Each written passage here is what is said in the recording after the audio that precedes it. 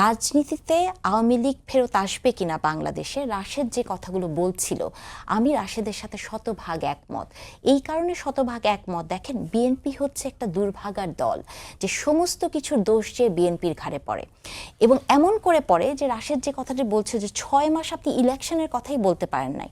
আমরা যারা তখন টেলিভিশনে ইলেকশনের কথা বলেছি আমাদেরকে তখন নানাভাবে অনেক কিছু বলা হয়েছে। ইভেন আমি কয়েকদিন আগের একটা ঘটনা বলি যে আমি একটা টকশোতে বলেছিলাম যে 16 জুলাই ফার্স্ট তারেক রহমান এক দফার ঘোষণা দিয়েছে, এটা সব জায়গাতে আছে।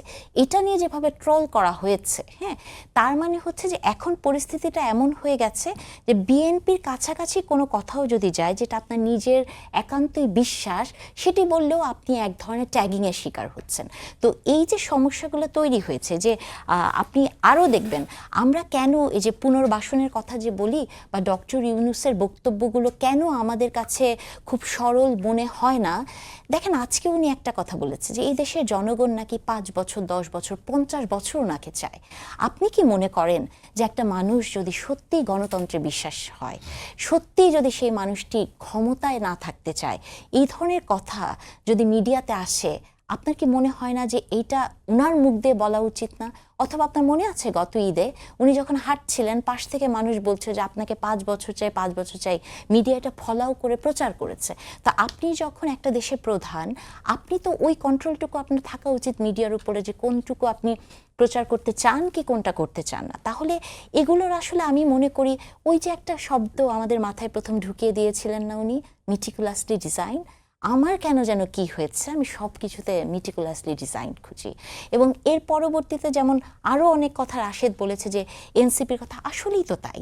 ওই সময় আপনি দেখেন ইভেন এনসিপির একজন আছেন খুব বড় নেতা নাসির উদ্দিন পাটোয়ারি, উনি কিন্তু মানে কয়েকদিন আগে থেকেই বলেছেন যে ইলেকশন ফেব্রুয়ারিতে হবে না, দ্ব্যর্থহীন কণ্ঠে বলেছেন।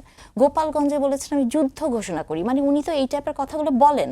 তাহলে এই যে এনসিপিরও কি তাহলে মানে নাসির উদ্দিন পাটোয়ারি যে পজিশনটা এনসিপিতে হোল্ড করে সেই জায়গা থেকে কি একটা কথার কথা বলে দেওয়া সম্ভব? যেমন রাজ্জাকি ভাই বললেন যে আজকে বিএনপির মহাসচিব একটা কথার কথা বলেছেন, সবাই বলছেন।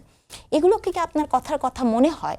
আমি এগুলোকে কথার কথা মনে করি না, এবং আমি মনে করি যে প্রেসিডেন্ট জিয়াউর রহমান কেন মানে আমাদের ওই রাজনীতি থেকে বের হয়ে আসতে হবে যে আপনি কাউকে মানে এমন পূজার জায়গায় নিয়ে যাবেন, কারোর সাথে কারো তুলনা করা। আমি কয়েকদিন আগেই দেখলাম যে তারেক রহমান একটা বক্তব্যে উনি একজনকে থামিয়ে দিয়ে বলছেন যে ওনার নামের আগে বিশেষণগুলো যাতে না দেওয়া হয়। এই পরিবর্তন আসতে হবে। আপনি কারো বক্তব্যে অন্য কাউকে খুঁজে পাবেন সেই রাজনীতি দেখার জন্য এখন আর আমরা বসে নাই। আমাদেরকে নিজেদের জায়গাটা পরিষ্কার করতে হবে। এবং সংবিধান নিয়ে রাজ্জাকি ভাইয়ের ফেভারিট টপিক হচ্ছে সংবিধান। উনি যে টকশোতেই যায় এই সংবিধান নিয়ে কথা বলেন। হ্যাঁ, যেহেতু উনি আইনজীবী, আমি যেহেতু আইনজীবীও না, কিন্তু আমি একটা কথা সব জায়গাতে বলি, সংবিধান যেসব দেশে নাই আছে তো, তাই না? এরকম দেশও আছে, কিছু দেশ আছে, হ্যাঁ, কোনো দেশে আছে 2 পাতার সংবিধান। তাহলে আপনি একটা গণ অভ্যুত্থান হয়েছে, একটা পরিবর্তন হয়েছে, সবচেয়ে বড় কথা আল্লাহর রহমতে আমরা শেখ হাসিনার হাত থেকে বেঁচেছি।